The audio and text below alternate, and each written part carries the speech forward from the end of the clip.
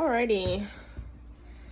So, just with the assignment this week, as far as discussing the differences between the music videos on MTV before the 80s and then after the 80s, I did find not necessarily a lot of differences, but obviously the music genre is very different, including who, the producers of that time. Some of the people that I explored was definitely like Elvis. I think I also chose the Beatles, Jimi Hendrix.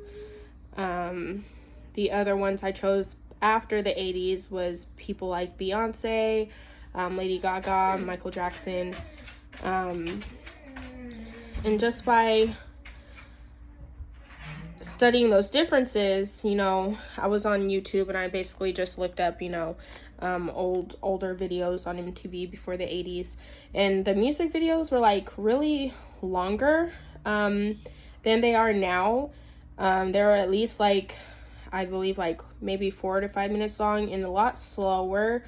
I don't necessarily know the correct word for it, but they were like more of like they didn't have a lot of like tempo changes. They didn't have different type of musical changes. It was kind of like the same pitch the entire time. And they didn't have a lot of scene changes either as far as the production goes.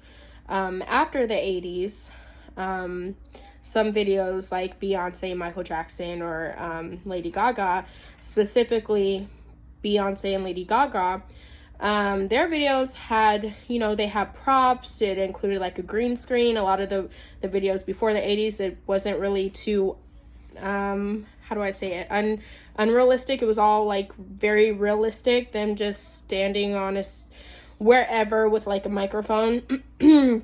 However, with like music videos like Lady Gaga or Beyonce, they had a lot of scene changes, a lot of tempo changes, different musical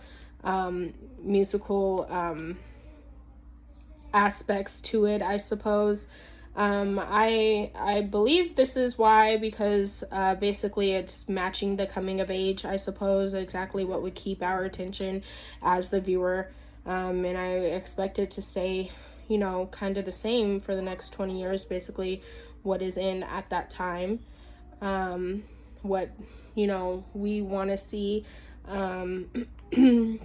as viewers. But yeah, thank you for listening.